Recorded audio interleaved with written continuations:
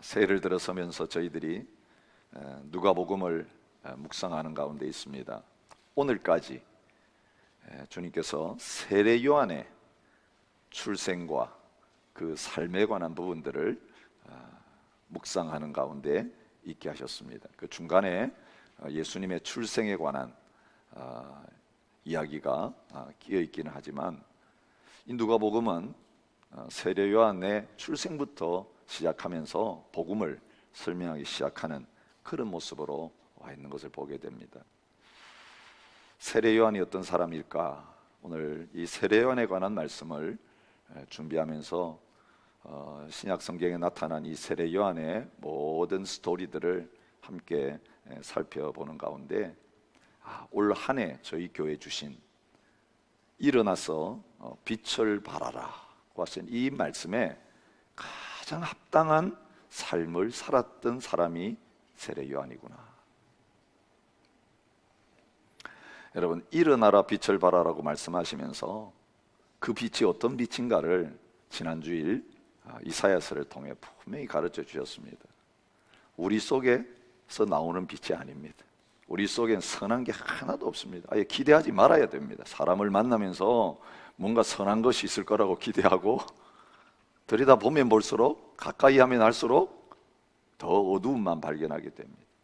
냄새만 맡게 됩니다.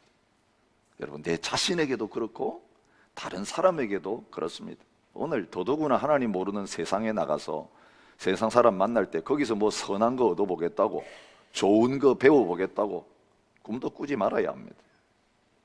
온통 이 세상 속에서 주님 없이는 빛이 나올 수가 없는 그 흑암이 깊은 가운데 있는 그런 상태일 수밖에 없는데, 참 기쁜 소식은, 너무나 감사하고 기쁜 것은 이런 우리들 가운데 주님이 빛으로 찾아오시고 영광으로 찾아오셔서 이제는 우리를 비추어 주시고 우리를 덮어 주시고 우리를 떠나지 아니하시고 우리 가운데 함께 계신다는 것입니다. 여러분, 때때로 살아가다 보면 내 안에 너무너무 싫고 힘든 부분들 때문에 절망할 때가 있습니다. 새해가 지나고 새 결심을 하고 뭔가 해보겠다고 했는데 바깥이 문제가 아니라 내가 안 바뀐다는 거예요. 내가 안 바뀐다는 거예요. 겉은 선한 것처럼 그렇게 하고 있는데 내 속을 들여다보면 그냥 혼자 있을 때 불끈불끈 일어나는 어떤 생각들을 보면 추악이 짝이 없는. 근데 여러분, 하나님 이거 다 알고 계시잖아요. 사람은 모르죠. 속아 넘어가죠. 사람 앞에는 꾸밀 수 있죠. 안 그런 척 하면서 또 주일날 되면 저처럼 이렇게 넥타이 메고 참 옷 입고 와서 강단에서 스포트라이트 받으면 하는데 하나님 앞에 우리 생각 감출 수 있습니까?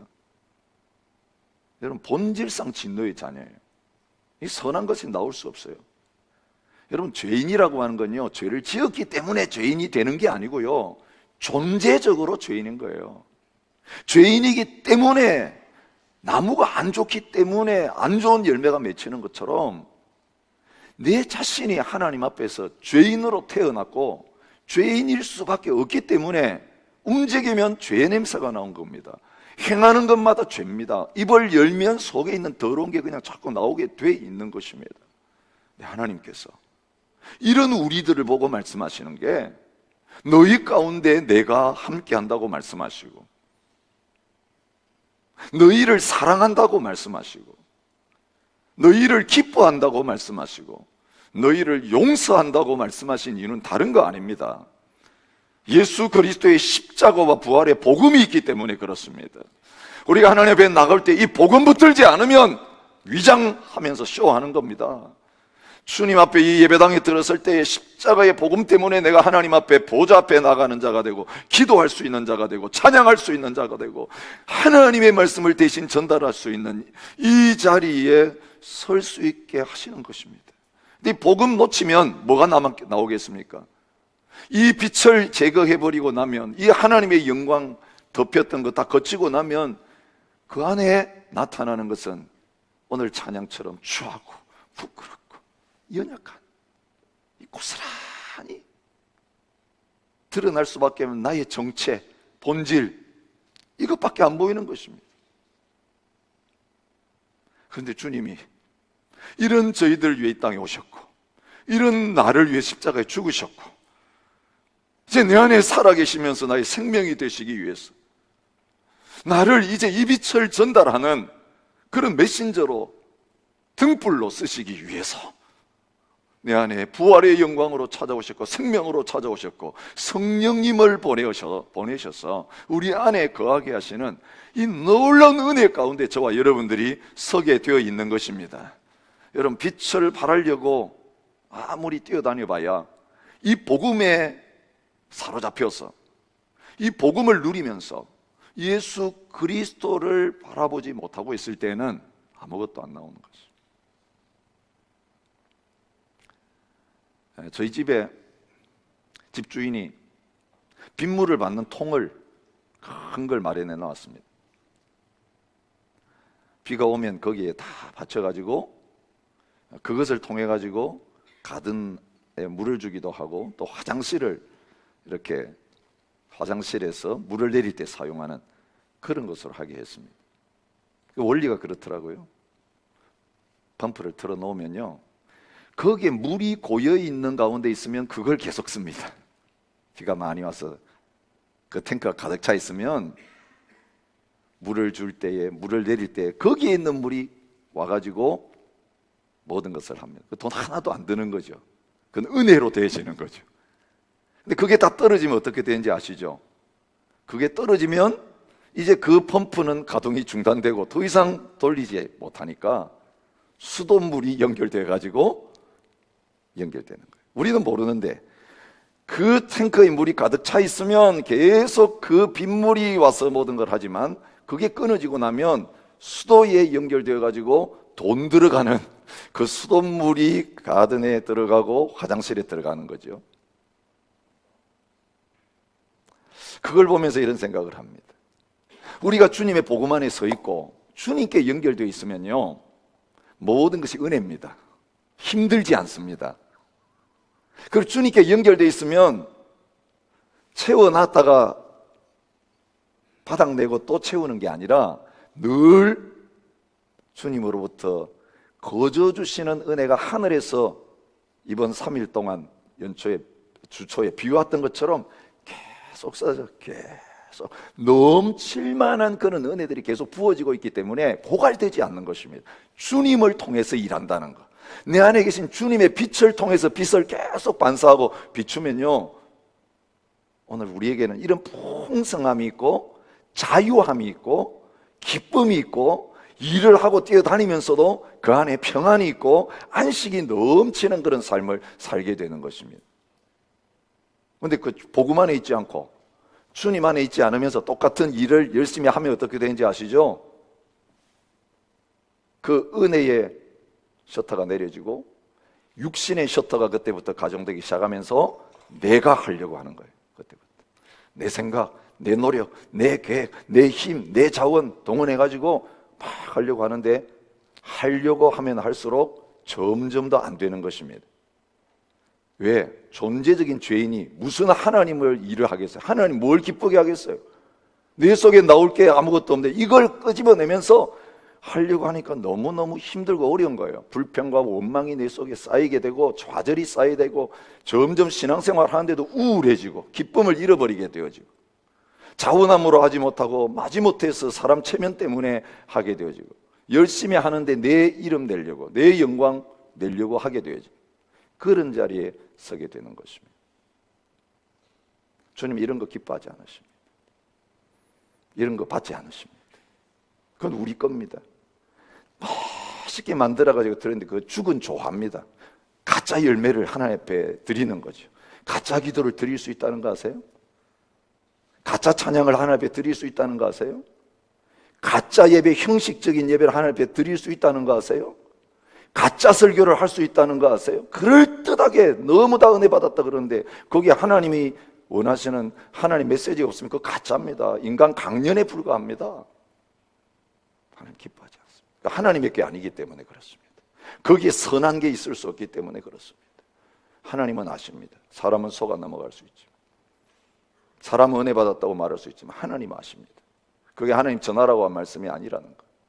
그게 하나님 구하라는 기도가 아니라는 것, 하나님 앞에 드리는 찬양이 아니라는 것 주님 너무너무 잘 아세요. 여러분, 이런 우리인 줄 아시기 때문에 은혜를 거저 주시는 것입니다. 그리고 주님이 이런 우리를 떠나지 아니하시는 것입니다. 성령님께서 떠나가 버리면 우리 폭삭 꼬꾸라져서 다시 못 일하는 거 아시기 때문에 보혜사 성령님께서 떠나지 아니하시고 끝까지 책임져 주시고 끝까지 돌보아 주시는 그런 은혜 가운데 저와 여러분이 서 있는 것입니다. 이 땅의 모든 교회들이, 하나님의 백성들이 이런 든든한 자리에 서 있는 것입니다. 여러분, 이 복음을 절대로 놓치지 마시기 바랍니다. 이 하나님의 은혜를 절대로 의심하지 마시기 바랍니다. 사탄은 끊임없이 와서 우리를 참소할 것입니다. 너는 은혜 받을 자격이 없다. 너에게는 이런 은혜가 없다. 거짓말입니다. 예수 그리스도 안에 있는 자에게 영원한 하나님의 사랑과 은혜가, 이 신령한 모든 복이 보장되어 있습니다. 이걸 전하라는 것입니다. 이 빛 대신 주님을 나타내라는 것입니다. 그래서 우리는 발광체가 아니라 반사체일 뿐인 것입니다. 그죠? 거울이 햇빛을 반사하기만 하면 거기서 빛이 그대로 드러나게 되는 것입니다. 햇빛이 가리워지면 반사할 게 없이고 아무것도 없이 어두움이 드러나게 되는 것입니다. 여러분, 그 주님을 가장 잘 반사하고 그 빛 대신 주님을 가장 잘 드러낸 사람이 누구냐? 세례 요한입니다. 요한복음 1장 4절부터 7절의 세례 요한에 대해서 요한은 이렇게 표현하고 있습니다. 예수님에 대해서 말씀이신 예수님, 창조이신 예수님 쭉 말씀한 다음에 그 예수님 안에 생명이 있었으니 이 생명은 사람들의 빛이라. 빛이 어두움에 빛이 돼 어두움이 깨닫지 못하더라. 예수님이 땅에 오셨지만, 어두운 세상에 오셨지만 그 빛 대신 예수님을 아무도 알지 못했다고 하는 그 사실을 말한 다음에 하나님께로부터 보내심을 받은 사람이 있으니 그의 이름은 요한이라. 그가 증언하러 왔으니 곧 빛에 대하여 증언하고 모든 사람이 자기로 말미암아 믿게 하려 함이라. 여러분, 빛으로 오신 그 예수님 자기가 모시고 받아서 이분이 빛이다, 이분이 생명이시다, 이분이 말씀이시다, 이분이 하나님의 아들 창조자시다 라고 하는 것을 가장 잘 사람들에게 그대로 조금도 가감하지 아니하고 잘 전달하는 그 빛을 비추는 역할을 한 사람이 누구냐? 세례 요한이다. 그렇게 말하고 있는 것입니다. 오늘 누가복음을 통해서 하나님께서는 저희들에게 빛으로 일어나서 세상에 나가 비춰야 될 저희들에게 말씀하십니다. 세례 요한처럼 하면 된다. 세례 요한처럼 살면 된다. 오늘 이 세례 요한을 통해서 저와 여러분들에게 주시는 그 메시지 바르게 받고 행하게 되면, 나도 세례 요한 수준이 아니라 내 안에 계시는 예수님 수준으로 살아갈 수 있구나. 여러분, 그 주님을 가장 잘 보여줄 수 있는 사람 세상에 찾아다닐 때, 그 주님 가장 닮은 사람이 누군가를 찾아다닐 때, 여러분, 성경에는 예수님 이야기 있는데 이 세상에도 있습니까? 세상에도 예수님처럼 사는 사람이 있습니까? 보여주세요라고 할 때에 하나님께서는 세례 요한을 보여주셨는데, 그 시대에 세례 요한을 보여주셨는데, 오늘 이 시대 가운데는 바로 저와 여러분이 그 예수님을 그대로 보여줄 수 있는 세례 요한과 같은 그런 사람들이 되실 수 있기를 축복합니다. 저희 교회가 그런 사람들이 모여 있다면 이 공동체 안에 왔을 때 사람들은 우리 교회를 보는 게 아니고요, 담임 목사의 설교를 보는 게 아니고요, 우리 한 사람 한 사람을 보는 게 아니라 우리 안에 계시는 이 형편없는 사람들을 통해 이 엄청난 역사를 이루시는 살아계신 주님을 보게 될 것입니다. 빛 대신 주님을 경험하게 되는 역사가 일어나게 될 것입니다. 여러분, 우리 한 사람 한 사람이 다 열어가지고 빛을 비치기 시작할 때에 이 스포트라이트 필요 없는 거죠. 여러분, 이 조그만 빛들이 다 모이니까 이 공간이 환하게 비춰지는 것처럼 우리 한 사람 한 사람이 우리 안에 가신 주님을 열기 시작할 때에 이 하나님의 백성들 모인 공간 안에 그 주님의 영광스러운 빛과 임재가 충만하게 되어져서 설사 어두움 가운데 왔던 사람도 그 빛 가운데 자기 정체가 드러나서 회개할 수밖에 없게 되어지고, 나는 가짜구나 고백할 수밖에 없게 되고, 그 빛 가운데로 나와서 엎드러지고 어찌할까 탄식하는 그런 역사가 일어나는 예배가 되고 저희 교회 공동체가 되어질 수 있기 바랍니다. 빛은 다 꺼졌는데 가짜 등불을 밝혀가지고 위장하는 거기에는 능력의 역사가 안 나타납니다. 주님의 능력이 안 나타납니다. 성령의 깊이 찌르시고 깨닫게 하시는 그런 역사 없습니다. 그래서 사람 앞에서 사람끼리 그냥 좀 좋은 시간 보내다 가는 것 불과합니다. 셀 모임 마찬가지입니다. 예배 마찬가지입니다. 그럴듯한 순서 만들어가지고 종교적인 의식 입혀가지고 말씀대로 좀 이렇게 흉내내면서, 그런데 아무도 안 바뀌고 설교자도 안 바뀌고 예배 인도자도 안 바뀌고 성도들도 안 바뀌고 그런 채 하나님 앞에서 위장쇼하다가 가는데 불과합니다. 여러분, 우리 안에 주님의 빛이 거하시고 이 빛이 우리의 삶을 통해서 드러나기 시작할 때 이 어두운 세상 가운데 이 영광의 빛으로 가득 차게 되어지는, 물이 바다를 덮은 같이 여호와라는 지식이 충만하게 되어지는 그런 역사가 나타나게 될 줄 믿습니다. 하나님, 저희를 바로 그 일에 쓰기 원하십니다. 우리 한 사람 한 사람 어디 가든지 무엇을 하든지 누구와 만나가지고 어떤 교제를 나누든지 이 한해, 아니 우리 한평생 이 세례 요한과 같은 그런 삶을 살아가는 역사가 있기를 원하십니다. 세례 요한을 생각하며 처음 생각하기를 원하는 것은 그의 정체성입니다. 도대체 세례 요한 누구냐? 제가 그 정체성에 대해 이렇게 정리를 했습니다. 예수님의 길을 준비한 전령이다.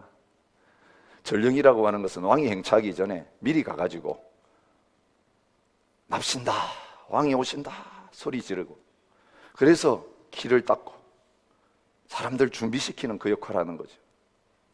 과거 고대 시대에는 나팔을 불면서 전령이 말을 타고 와가지고 왕이 행차한다, 그래서 그 모든 길을 준비하고 사람들을 준비시키는 그런 역할을 했습니다.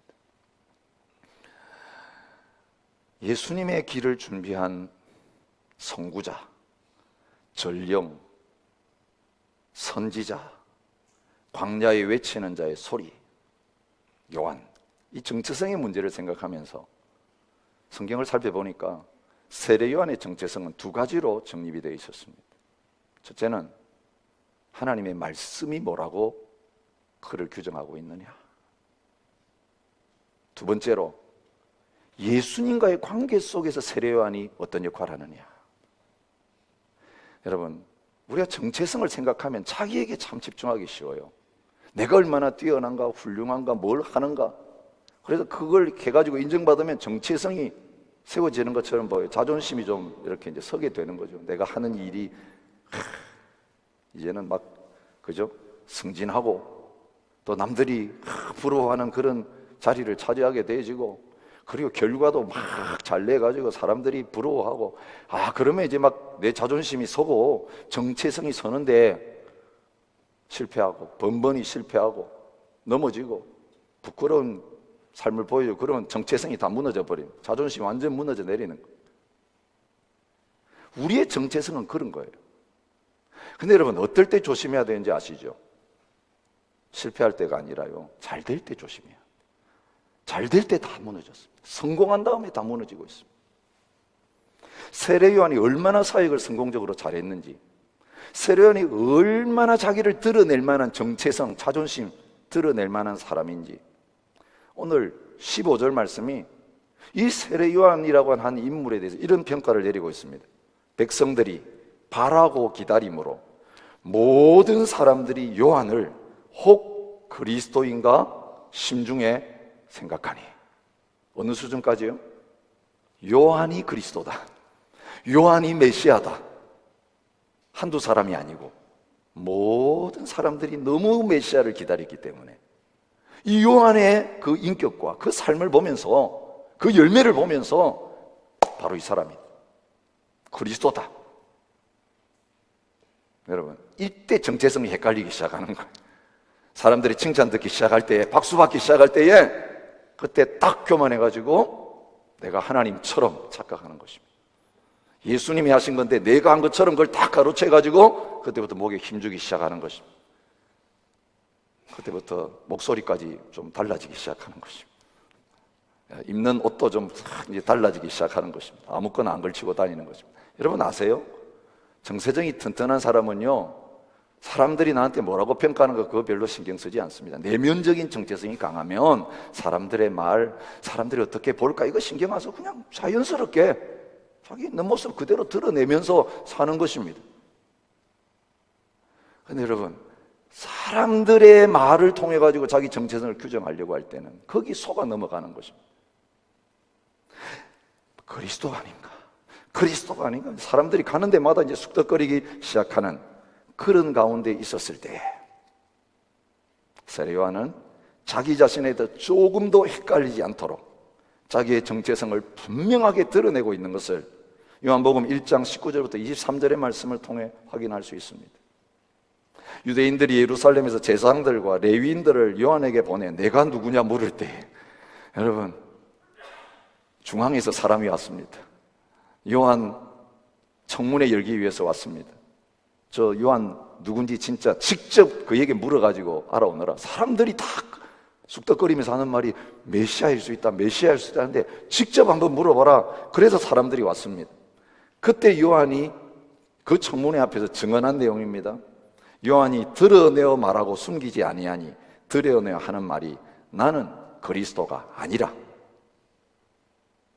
그러면 너가 누구냐? 엘리야냐? 아니라.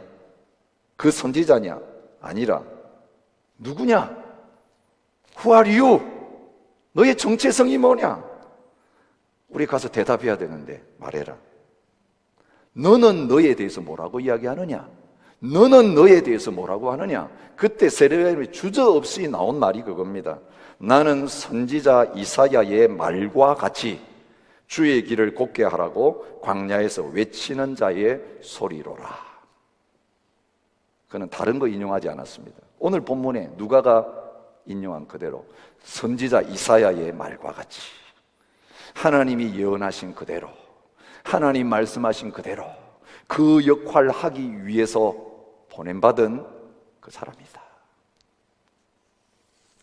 여러분, 선지자 요한에 대해서는 구약 성경에 이사야서만이 아니라 말라기서에서도 분명한 예언의 말씀이 있는 것을 보게 됩니다. 말라기 4장 5절부터 6절에 보라, 여호와의 크고 두려운 날에 이르기 전에 내가 선지자 엘리야를 너희에게 보내리니 그가 아버지의 마음을 자녀에게로 돌이키게 하고 자녀들의 마음을 그들의 아버지에게로 돌이키게 하리라. 여러분, 누가복음이 이 세례 요한의 출생을 기록하면서 이 말씀을 그대로 천사를 통해서 가브리엘을 통해서 그 아버지 사가랴에게 전달하고 있는 것을 보게 됩니다.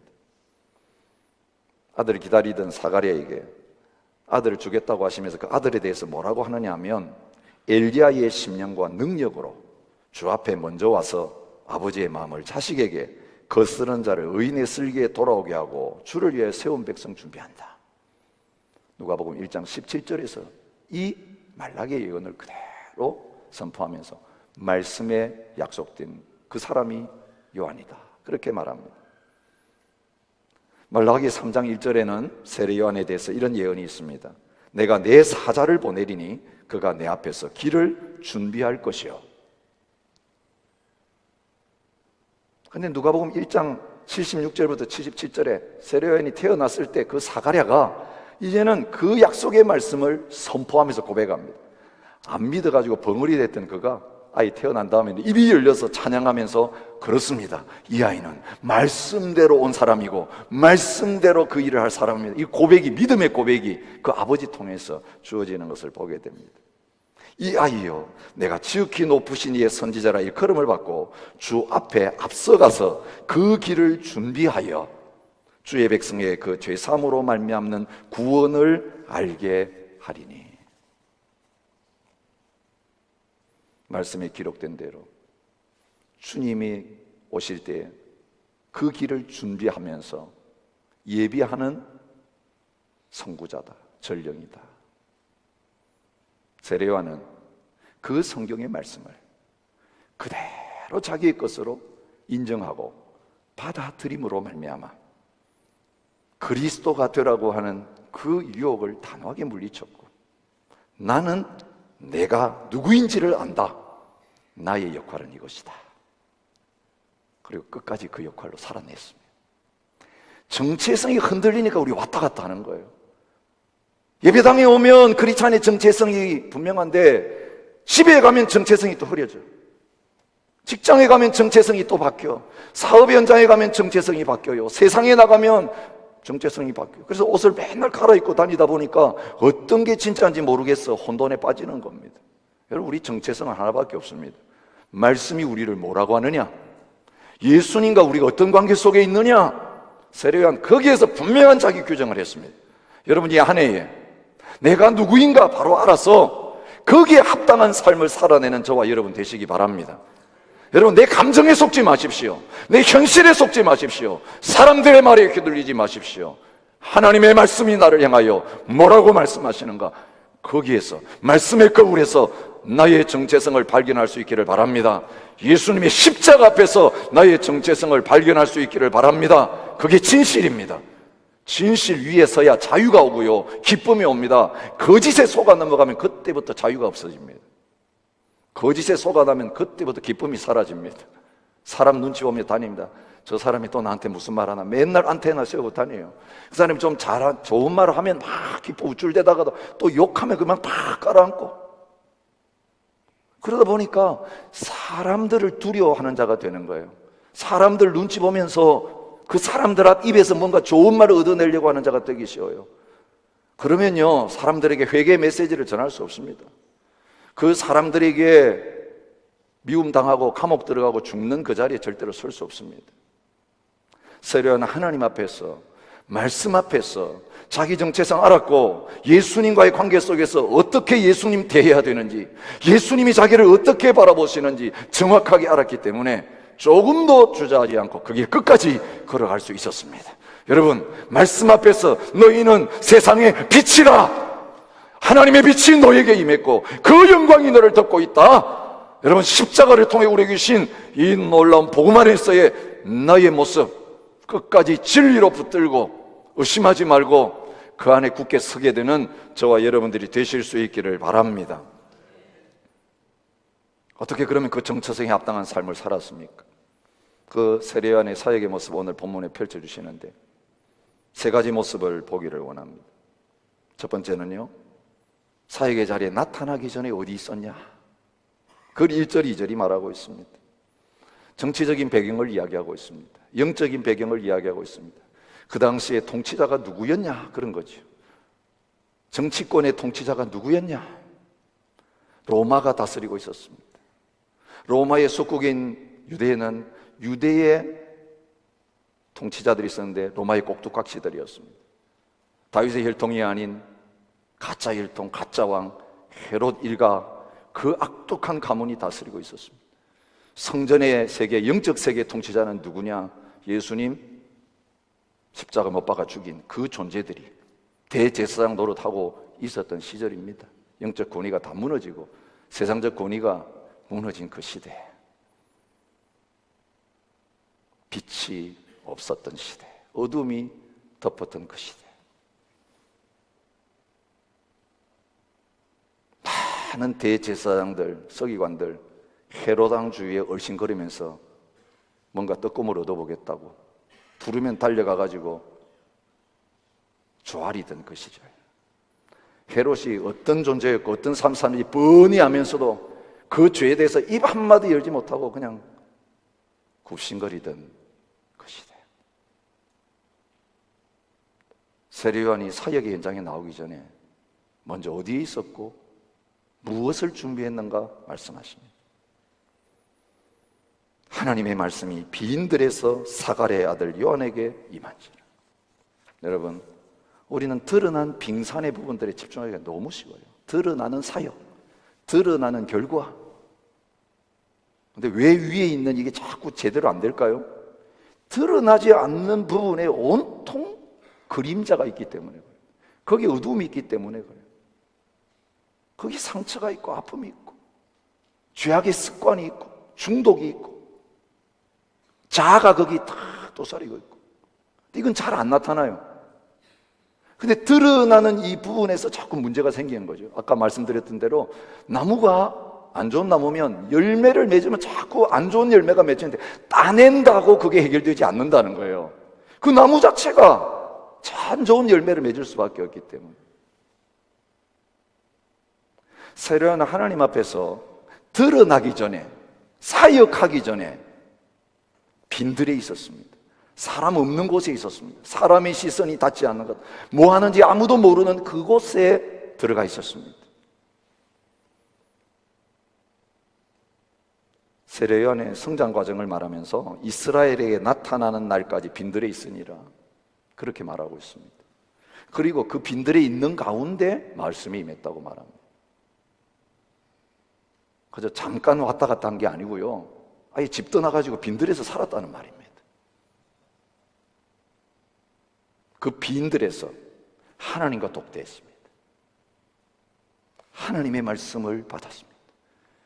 하나님이 그가 누구인지 그 빈들에서 가르쳐 주셨습니다. 아무 사람들이 말하기 전에, 부모가 그에게 뭔가 자꾸 말하기 전에, 부모 떠났어요. 아예 부모가 같이 있으면 제사장 노릇할 수 있습니다. 부모가 아버지가 제사장이었으니까 제사장 가문에 제사장으로 태어나서 그 성전에 가서 뭔가 한몫 얻을 수 있는데 그거 다 버리고 떠나서 빈들로 갔습니다. 다른 사람의 말 안 들리는 곳, 세상의 유혹 안 받는 곳, 하나님 앞에 홀로 서서 그 하나님이 나를 어떻게 바라보시고 하나님이 나에게 뭐라고 말씀하시는 그 하나님의 음성을 듣는 곳. 모세가 경험했던 그 빈들, 이스라엘 백성이 40년 경험했던 그 빈들, 다윗이 왕이 되기 전에 경험했던 그 광야 생활 경험했습니다. 여러분, 혹시 저와 여러분 가운데 나의 인생에 광야가 찾아왔다고, 내 혼자라고, 외톨이라고, 아무도 안 찾아온다고, 아무도 나를 있는지 없는지도 모른다고 여겨지는 그 상황 속에 계신 분이 계십니까? 과거에 나는 사람들에게 둘러싸여 있었고 사람들이 서로 나를 필요로 하고 있었고, 그런데 지금 나는 외톨이다, 나는 빈들에 혼자 서 있는 것 같다. 여러분, 그때야말로 하나님 그 사람들 가운데, 무리 가운데서 여러분 뽑아내셔가지고 여러분을 쓰시기를 원하시고 여러분 부르기를 원하시는 떨기나무 불꽃 가운데 찾아오셨어. 모세야, 모세야, 내 백성을 구원해내라. 여러분, 여러분에게 그 하나님의 말씀이 임하고 하나님의 음성이 들리기 시작해서 이제 제대로 한번 살아보기 시작하는, 제대로 한번 일어서서 가기 시작하는 그런 역사가 여러분에게 임하는 이번 16년이 되고 이번 1월달이 될 수 있기를 축복합니다. 그래서 우리가 기도의 자리에 나가려고 하는 것입니다. 우리 성도님들에게서 말씀 앞으로 나가십시오. 그 말씀 가운데서 하나님 발견하시고 여러분 발견하십시오. 말씀 앞에서 발견하는 그게 진실이지, 나가가지고 사람들 앞에서 발견하는 거 가짜입니다. 속지 마십시오. 먼저 말씀 앞에 가서 묵상하고 먼저 말씀을 읽고 하나님의 계획 안에서 내가 누구인가를 발견하는 그런 자리에 서는 것입니다. 여러분, 아직까지 혼돈 가운데 계십니까? 빈들로 들어가십시오.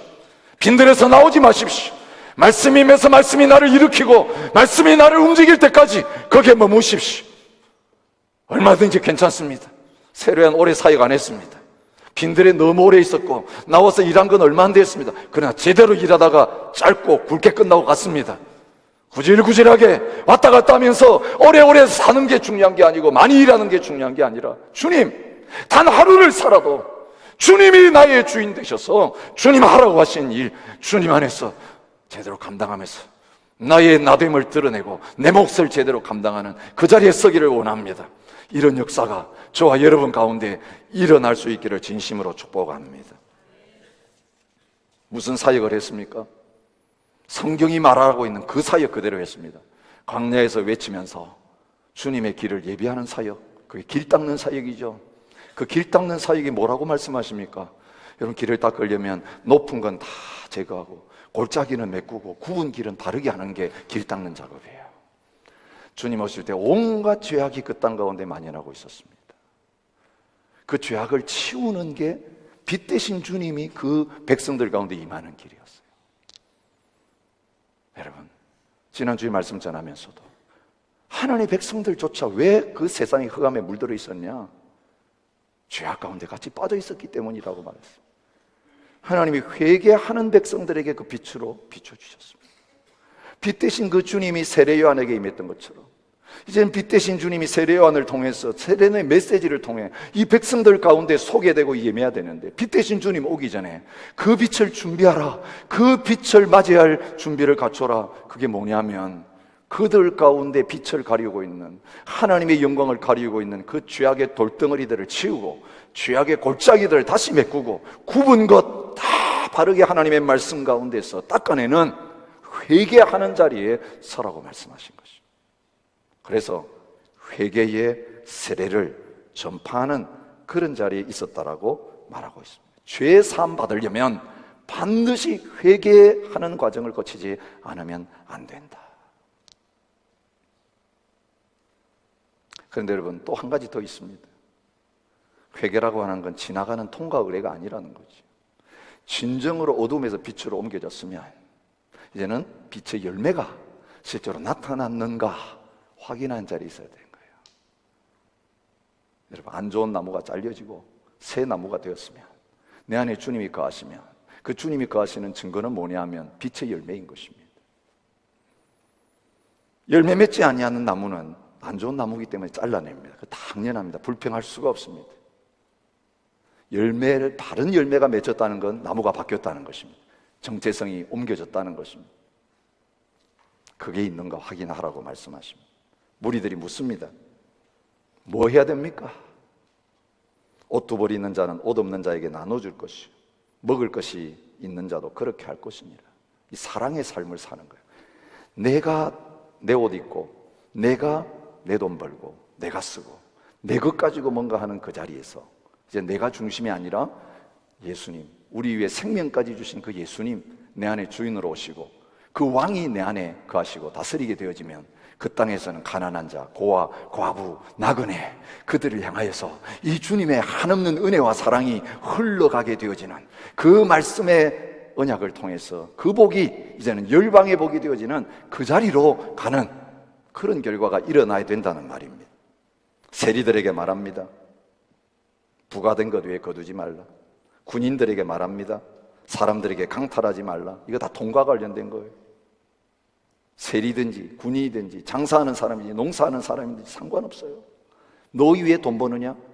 너희 위해 좀 더 가져보려고 온갖 불의한 수단과 방법 취하면서 거기서 못 빠져나오면서 계속 고통당하고 매여 있느냐? 아니, 모든 것의 소유자이신 보화이신 예수님 그 안에 들어왔고 하나님이 왕이시고 하나님 아버지라면, 그러면 하나님 구하면 주신다면, 그러면 이 땅의 가난한 자들을 하나님이 돌보시고 이 땅의 고아와 가부를 하나님이 돌보시는데 그 하나님의 거 가지고 뭐하고 살겠냐?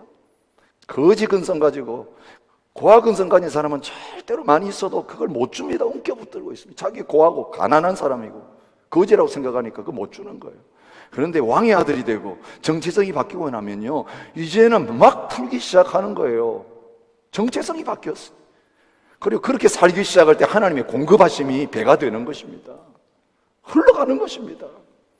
여러분, 2016년 한 해 오늘 우리가 주님을 따르겠다고 복음 안에 있는데, 은혜 가운데 있는데, 은혜는 거저 받았으니 이제도 우리도 은혜를 베풀면서 거저 주는 삶을 마음껏 살아가는 저와 여러분 되시기를 바랍니다. 새해를 시작하면서 뉴스를 보는 가운데 참 가슴이 뭉클한 뉴스가 두 개 있었습니다.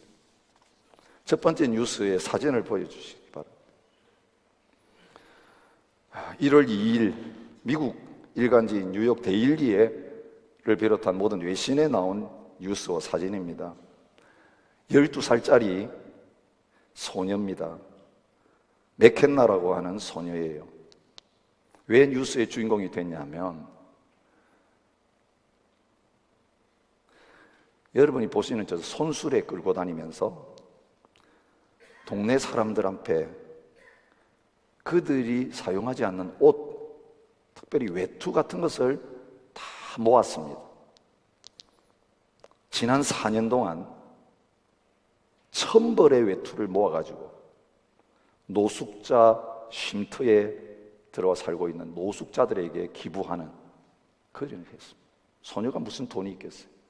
여러분, 저 술에 밀고 다니면서 혹시 집에 입지 않은 옷 있으면 저한테 주세요. 이 4년 동안 천벌을 모아가지고 그렇게 기부하는 삶을 살았다는 것. 그는 축복의 통로가 된 사람이었습니다. 여러분, 멀리 있는 이야기 아니라요, 우리 그랜빌 이야기 좀 하겠습니다. 사진을 보여주십시오. 이건 시드니에서 일어난 일입니다. 지난 성탄절 지나고 박싱데이에 시드니에 가면 노숙자들이 모여서 사는 곳이 있습니다. 그 노숙자 사역을 많이 하는 곳이 그곳입니다. 저분들 무슬림들입니다.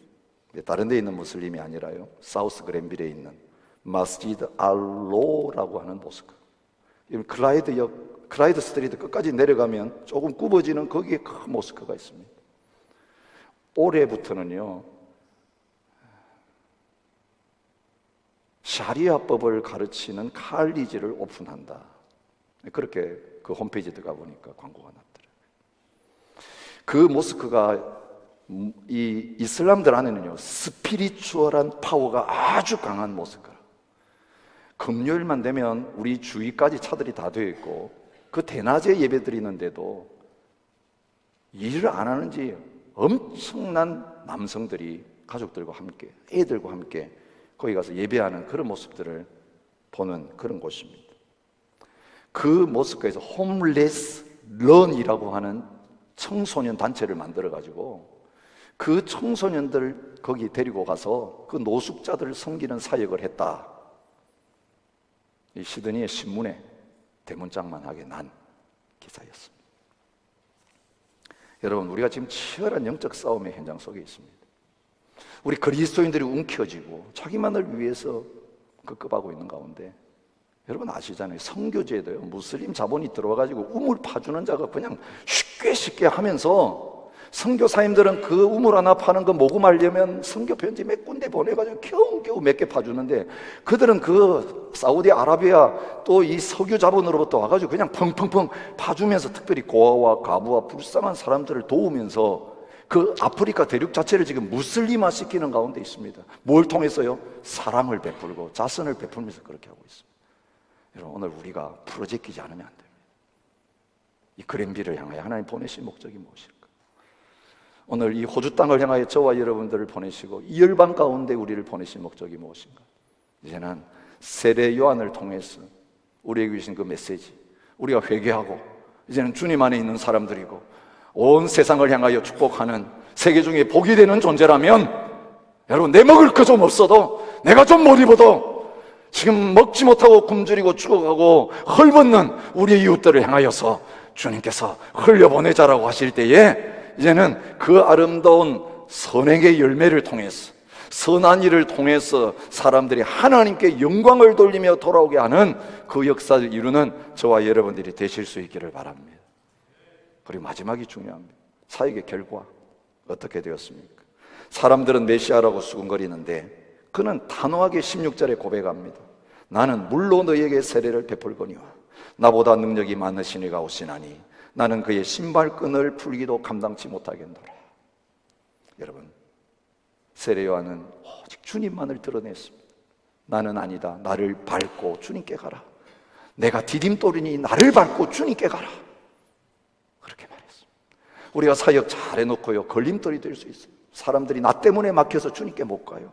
나를 딛고 주님께 가야 되는데, 오늘 하나님 앞에서 기도하면서 그런 생각이 들었습니다. 주님, 사람들이 날 짓밟고 가게 하십시오. 나를 깔아뭉개게 하십시오. 그러나 나를 딛고 주님께로 간다면 괜찮습니다. 세례는 그 역할하고 싹 사라졌습니다. 내일 아침 본문에 보면 그는 감옥 속으로 들어가 아예 죽어버렸습니다. 더 이상 세례 요한 말하지 못하도록. 인기가 얼마나 대단한지 아세요? 사도행전을 보세요. 세례 요한의 세례를 그때까지 기억하고 있었던 사람이 있었습니다. 아볼로가 그런 사람이었습니다. 에베소 가보니까 세례 요한의 세례를 알고 있는 그리스도인들이 있었다고 할 정도로, 여러분, 유대나라만이 아니라 열방까지 영향을 미치는 그런 자리에 있었는데, 그 엄청난 사역을 해놓고 신랑 왔으니 들러리는 물러간다, 이렇게 하면서 물러갔습니다. 그러기에 세례요한은 당신이 누구냐라고 말할 때 나는 광야에 외치는 자라고 말하지 않고 광야에 외치는 자의 소리라고 말한 거예요. 여러분, 소리는 불고 나면 그 다음은 끝입니다. 여러분, 저와 여러분 이 한해에 예수님과의 관계 속에서 주님만을 비춰주고 주님만을 소개하고 주님의 말씀만 전달하고 우리는 사라지는 그러한 존재가 될 수 있기를 축복합니다. 우리 교회도 그런 교회가 되었으면 좋겠어요. 저희 교회 이름 자꾸 내가지고 교회로 몰려오게 하는 게 아니라 이 교회 안에 와서 예수님을 만난 사람이 예수님 전하기 위해서 열방으로 가고 또 다른 교회 개척하기 위해서 가고 약한 교회를 돕기 위해서 가고, 그래서 이 교회는 주님의 이름만 남고 사라지는 그런 교회가 될 수 있기를 진심으로 축복합니다. 우리의 이름이 있느냐 없느냐 중요한 게 아니에요. 우리를 통해서 예수님이 증거되고 예수님이 높임받고 예수님이 영광을 받으시고 예수님의 빛이 드러나느냐 그렇지 않느냐가 사역을 평가하는 기준입니다. 이제 출발할 때입니다. 준비되셨습니까? 혹시 내 안에 걸림돌 없습니까? 철저하게 회개하셔야 돼요. 이거 치우지 않으면 그대로 있습니다. 십자가 앞에 가져가서 처리하지 않으면 그대로 있어 두고 따라다. 그냥 그거 하나 처리하는 정도가 아니라, 이 문제에 힘들어서 자꾸 파고 봤더니 그 중심에 내가 있었구나, 나하고 죄는 하나구나, 그러니 죄 처리하는 수준이 아니라 나를 송두리 때 처리해야 되겠구나. 십자가 앞에서 여러분 존재를 처리하시기 바랍니다. 나는 주님과 함께 죽었다, 이 처리가 돼야 돼요. 이 장례식이 치러져야 돼요. 그러면 주님이 살아서 내 안에 오셔서 내가 너의 생명이다, 너는 죽었고 이제는 내가 살아있다. 그래서 주님만을 따라가며 주님만의 뜻만 드러내며 주님만을 높이는 그런 나름 역사가 나타나게 될 줄 믿습니다. 주님 오시기 전에 세례요한 그 역할을 했는데 주님은 이제 다시 오시기 전에 우리에게 그 역할을 하기를 원하고 계십니다. 도끼가 나무 뿌리에 놓였다. 여러분, 주님 언제 오셔서 이 나무 제대로 열매 맺는 바른 나무인지 아니면 가짜 나무인지 분별하셔서 찍어버릴 나무가 있고 보존하실 나무가 있습니다. 주님은 불과 성령으로 세례를 베풀 뿐이라고 했는데요, 진정으로 변화되고 믿는 자에게는 성령을 선물로 주시고 회개하지 아니하고 모양만 내면서 속으로 나는 아브라함의 자손이라고 말하고 있는 세례만 받으려고 하는 자들을 향해서는 불세례를 준비한다고 말씀하세요. 여러분, 성령 세례가 불세례 아니에요. 성령 세례는 구원받은 백성들에게 주시는 하나님의 은혜의 선물이고 천국에 대한 보증이고, 불세례는 열매 맺지 않은 나무 찍어버린 그 나무 태우는 심판의 불이에요. 주님 다시 오실 때에 하나님의 기업을 보증으로 받은 우리들이 그 기업의 자리에 들어가느냐, 영원한 지옥 불 속에 들어가서 불세례 받느냐, 우리가 세례 요한을 통해 증거받은 이 예수님 어떻게 대하고 있는가에 따라 결정된다고 말씀하십니다. 여러분, 이 시간 주님 신랑으로 오실 때에, 맞으러 오라고 말씀하실 때에 세례 요한의 메시지를 통해 준비된 자로서 믿음의 등불 들고 주님 앞에 당당히 설 수 있는 이곳에 있는 모든 저와 여러분들 되시기를 주님의 이름으로 축복합니다. 우리 함께 그 주님께 찬양하며 나갔으면 좋겠습니다. 주님, 내가 준비되어 있기를 원합니다. 늘 준비된 자로 살아가기 원합니다. 주님, 이 시간 오셔서 나를 만나주시고 나의 온전한 주인이 되어주시고 왕이 되어 주시옵소서. 함께 찬양하겠습니다.